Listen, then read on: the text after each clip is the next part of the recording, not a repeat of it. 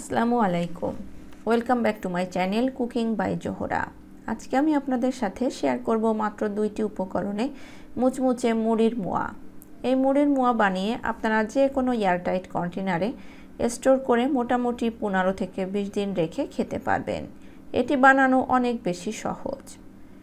তাহলে চলুন চলে যাই মূল রেসিপিতে।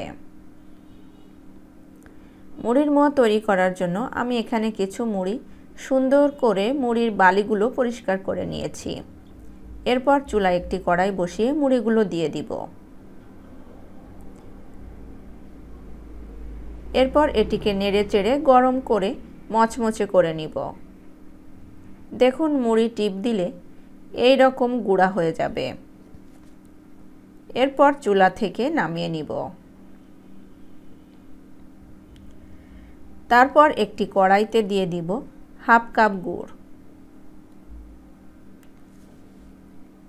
আমি এখানে নরম গুড়টা দিয়েছি, আপনারা শক্ত গুড় দিয়েও করতে পারবেন, সেক্ষেত্রে পানি দেওয়া লাগবে না। হালকা আঁচে কিছু সময় জাল করলেই হয়ে যাবে। আমি এখানে খেজুরের গুড়টা ব্যবহার করেছি, আপনারা যে কোনো গুড় দিতে পারেন। গুড়টা খুব ভালোভাবে যখন গলে যাবে এবং এই রকম নীলে 1 তার বা 2 তার এরকম হবে, তখন বুঝতে হবে এটি পারফেক্টভাবে হয়ে গিয়েছে। তারপর এর মধ্যে মুড়ি ঢেলে দিয়ে দিব এবং গুড়ের সাথে খুব ভালোভাবে মিক্সড করে নিতে হবে। যদি আরও মুড়ির প্রয়োজন হয় তাহলে আরও একটু মুড়ি দিয়ে নিতে হবে এবং সব কিছুর সঙ্গে মিশিয়ে নিতে হবে। তারপর আরও কিছু সময় নেড়ে চেড়ে চুলা থেকে নামিয়ে নিতে হবে। এরপর গরম অবস্থায় হাতে একটু পানি লাগিয়ে নিয়ে চেপে চেপে গোল বলের মতো বানিয়ে নিব। এই কাজটি খুব দ্রুতভাবে করে নিতে হবে, তা না হলে ঠান্ডা হলে অনেক বেশি ঝুরঝুরে হয়ে যাবে। সেম প্রসেসে সবগুলো বানিয়ে নিব।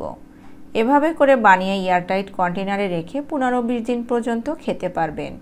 এটি খেতে অনেক বেশি মুচমুচে হয়ে থাকে। আশা করছি আমার আজকের এই মুড়ির মোয়ার রেসিপিটি আপনাদের কাছে অনেক বেশি ভালো লেগেছে। রেসিপিটি ভালো লাগলে লাইক, কমেন্টস এবং শেয়ার করতে ভুলবেন না। সেই সাথে আমার চ্যানেলটাকে সাবস্ক্রাইব করে রাখবেন। আর আপনারা যারা আমার ফেসবুক পেজ থেকে দেখছেন, লাইক এবং ফলো দিয়ে না রাখলে প্লিজ লাইক এবং ফলো দিয়ে রাখবেন। তাহলে আমার কোনো ভিডিও আপলোড করার সঙ্গে সঙ্গে নোটিফিকেশন আপনাদের কাছে পৌঁছে যাবে। ভালো থাকবেন সবাই। আজকে এখানে বিদায় নিচ্ছি, পরবর্তী রেসিপি দেখার আমন্ত্রণ জানাচ্ছি। আল্লাহ হাফেজ।